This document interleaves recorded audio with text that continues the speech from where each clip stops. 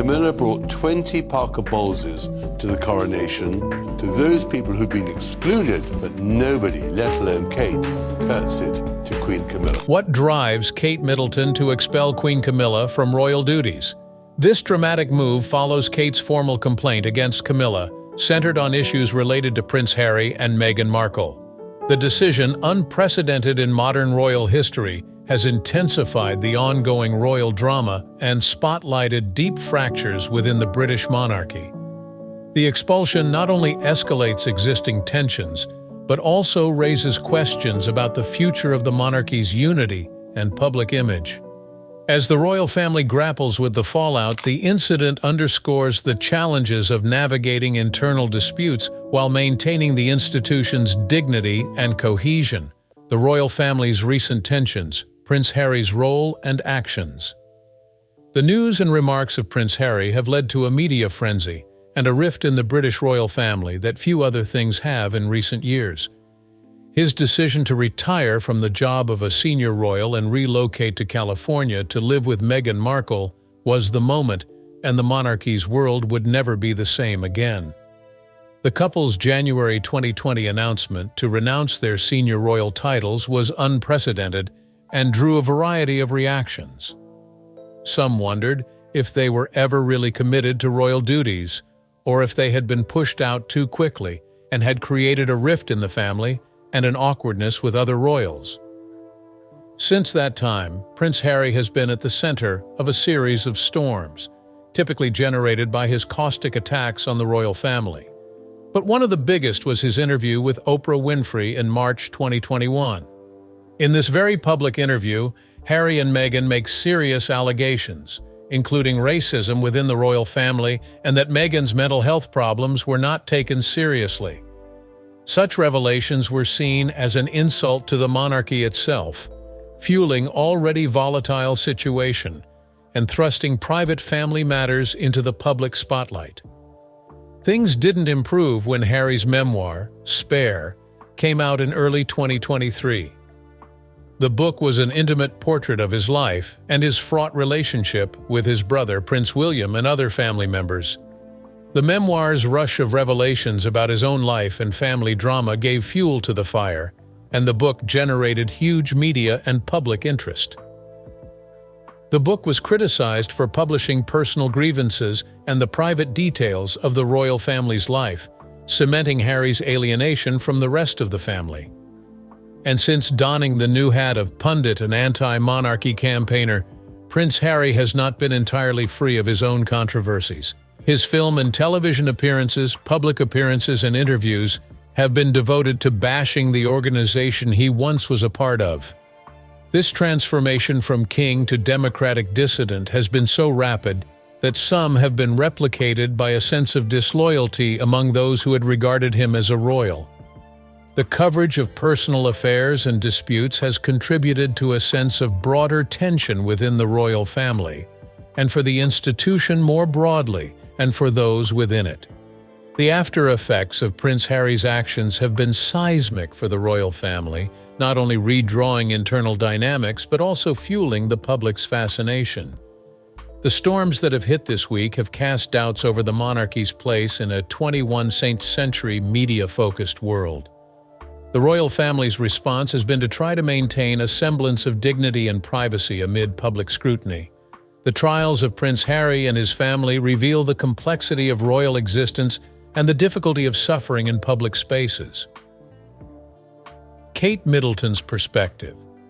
The wife of Prince William, now the Princess of Wales, has not been as overt in the conflict with Meghan Markle as her husband has. It cannot be in any way doubted that she is one of the most polite characters in the film due to the fact that she is in the royal family. Still, Kate has been relatively quiet in her criticism of Harry's scandals in the public domain. Kate has not indulged herself in any personal rivalry that might crop up in different events and has concentrated on her charitable activities as a royal princess. The said approach is in accordance with the general royal policy of non-interference or meddlesomeness in family matters. For example, her speeches and public performances are more about her duties as a queen and a wife, rather than the details of the royal fight. But it is also possible to discover that Kate does not speak words, and this is also a passive rebellion or rejection. She does not act like a scandalous woman. Most of her moves and words are quite official, and it is possible to consider them as the manifestations of her devotion to the royal duties, which, to a certain extent, is different from the scandals of Prince Harry.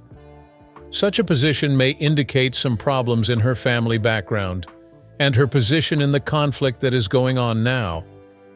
Kate also has a responsibility as one of the members of the royal family to ensure that she maintains the public on her side and at the same ensure that the image of the monarchy is not tarnished. Her attitude to the situation may be influenced by the general policy of non-violence and obtaining as much positive attention as was only possible. Queen Camilla's reaction and complaint. It's long been known to members of the royal family that Camilla is friends with Harry and Kate. She is a member of the British royal family as she is the Queen Consort of the United Kingdom. She's friends with Harry and Kate because they are both royals, and people's always saying that royals are friends with royals. Camilla and Prince Harry have, for the most part, not gotten along. That's because Harry's expressed pretty thoroughly how much he doesn't enjoy the royal family and how it works. What about Harry? Camilla is an intruder who has murdered the real British royal family by having a hand in his parents' wedding being annulled. Displarge, even though she's been trying to make contact, there's always been a small chip on her shoulder between them. When Camilla has been close to Kate Middleton, it's always been correct. And there's been some bad blood off and on again, and most of that, it seems, is because the public and the royal family have been asking too much of each other. Camilla has generally been reported to be a supporter of Kate, but also of the sort who is rude or even outright hostile to Kate and her position in the royal family. A few months ago, it was Camilla who moaned about something that had changed in the makeup of the royal family. Her argument was that she was mistreated and stereotyped and discriminated against because of who she was and what she did for the royal family. Camilla thought that she worked for the government, but that the rest of the royal family didn't give a crap what she was up to.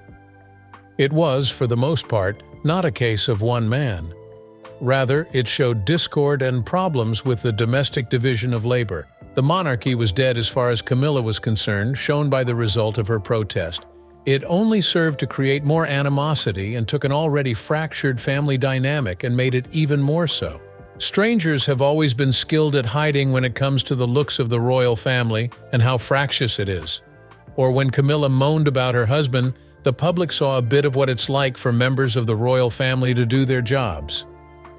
Kate Middleton, for her part, didn't let Queen Camilla have the encounter in such a way that it would appear she had it too many times. Kate's senior royal role was to handle things behind the scenes and with grace. It didn't make mathematical sense. She'd had a public argument with her husband, Prince William, and come out looking like an ingenuous simperer. She knew how delicate it was, and so she was going to be extremely, extremely quiet about it. Kate also spoke to Camilla and other members of the royal family on a one-on-one basis to try to understand what their problems were and whether she could bring them to an agreement. She was affirmative, interventionist, and unlike Camilla, hadn't pampered the boundary line. When it was publicly available, Kate's appearance was very put on. She neither denied nor apologized for what was happening. She just carried on working and put up the public face of a caring, loving queen. She brought two things to the table: her charity efforts, which kept her in her seat, and her impact on the family tradition. As a queen consort, she was the subject of public and charity appearances. Kate and Camilla also met a couple of times in secret to talk about how they could help each other and get closer. Even working together was meant to be a demonstration of them being the same, even in the worst of times like these. It was true that Kate was trying to destroy Camilla's chances of being queen consort so that Prince William could be king one day, but of course, the charge was very serious. Kate could not leave her responsibilities or her contribution to keeping the royal family together. She tried to make up as much as she could and did her best to keep the family name out of disrepute. She also made sure that her actions were in the public domain so that she could show that she was devoted to her work and to the crown. The consequences and fallout. Camilla's and Kate's conflict influenced the royal family and their relations in the very first days of the marriage. It was a conflict seen by the media, hence placing the royal family under the scrutiny of the camera.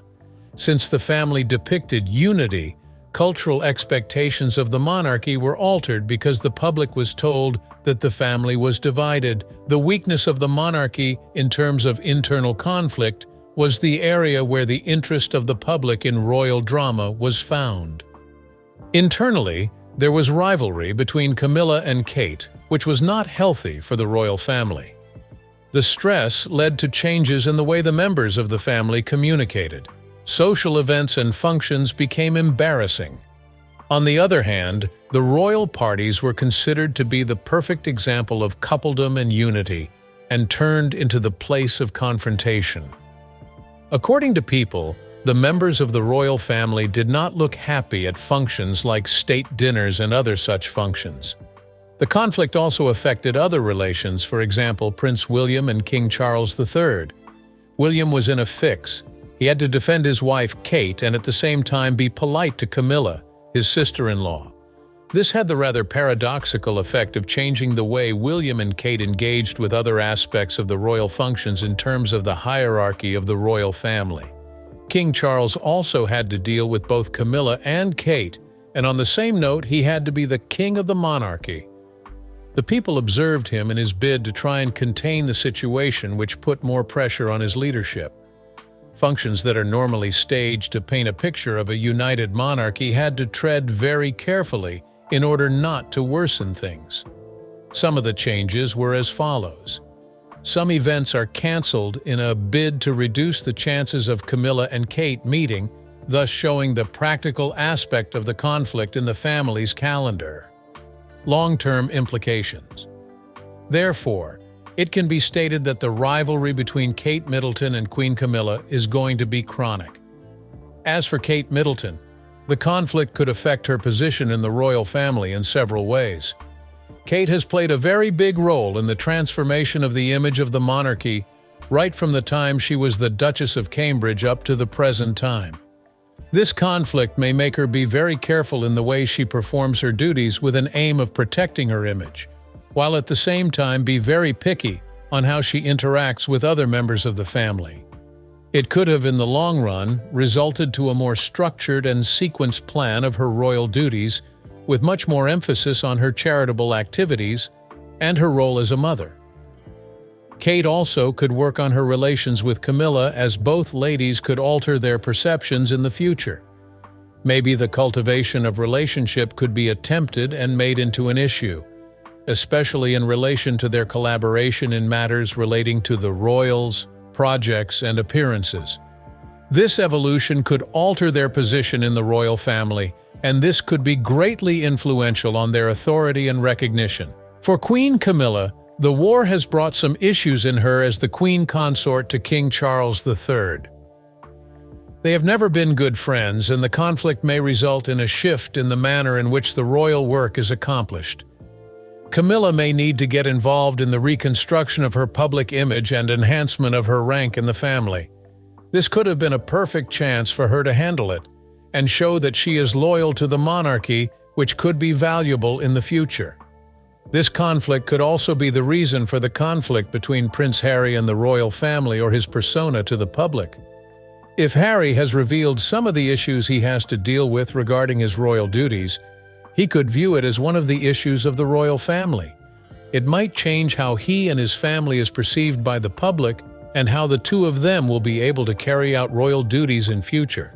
The conflict may consolidate Harry in his view on the need for the change of the royal family that can be seen in his future communication with the relatives and his own narrative.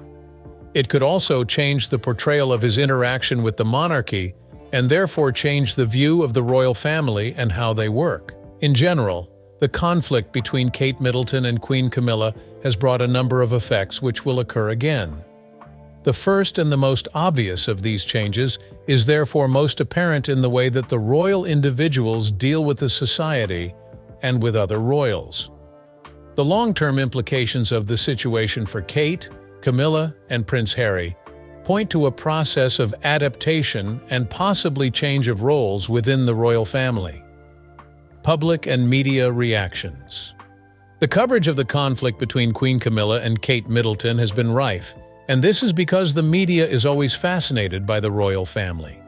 Media has played an important role in presenting the conflict to society, especially in the exaggeration of the division in the royal family. The selected headlines from the leading newspapers have been sensational in some and analytical in others, hence covering all aspects of the conflict. For instance, headlines like Royal Rift, headlines like Camilla and Kate's Cold War or family rivalry. Camilla and Kate have been used, and the articles are based on rivalry and feelings of the two ladies. More serious publications have explored the implications of the conflict on the monarchy's public image and internal dynamics, with headlines such as "Monarchy in Crisis." A more academic tone is observed in articles including Camilla and Kate's impact on the royal family, where the writer writes more in a manner that is analytical. There has been opinion that Camilla has never been given her due credit, and she is a victim of being a member of a large and dysfunctional family.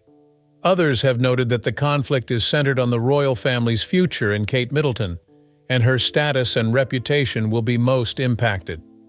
The coverage has in a way been received by people in such a way that it gives more concern in the human interest stories and the drama behind the scenes that the royal family has been observed to be undergoing. Other sources of information have also included the views of the experts in the royal matters or the analysers who give the meanings of the conflict to the society. They have been helpful in locating the conflict in the larger picture of the royal family and the struggles that the members of the family undergo. Public opinion and the royal rift. People's attention has been captivated by the apparently endless dispute between Queen Camilla and Kate Middleton, a microcosm of opinions that are familiar to the average person. A social media war zone for these voices and perspeclarings has been erected. The social media reaction has been party line. For others, Kate Middleton is regarded as one of the main architects of the monarchy's restoration. They think of her as a harbinger of change, and on occasion they project their own hopes and fantasies onto her. Queen Camilla, on the other hand, has seduced those who are seduced by the king's wife's having to manage a family that isn't exactly normal. It's not a mystery that ratings for both are rising and falling, along with a broader sentiment that the monarchy, too, could use some reconciliation. You have the very distinct feeling that public opinion is the thing that determines how the royal family behaves, both publicly and behind closed doors. There is no exaggeration about the power of public feeling. With the royal family out here navigating these treacherous waters, the route it chooses to take may well be influenced by the opinion which is most prevalent among the general population. It is this contact between the royals and the public that will determine the future of their looks and indeed resolve disputes, proving as always that public sentiment can influence the business of the royals. Thanks for joining us in this intriguing story about Kate Middleton and Queen Camilla. If you found this update interesting, make sure to click on the video popping up on your screen for more details. Don't forget to like and subscribe to stay updated on the latest news.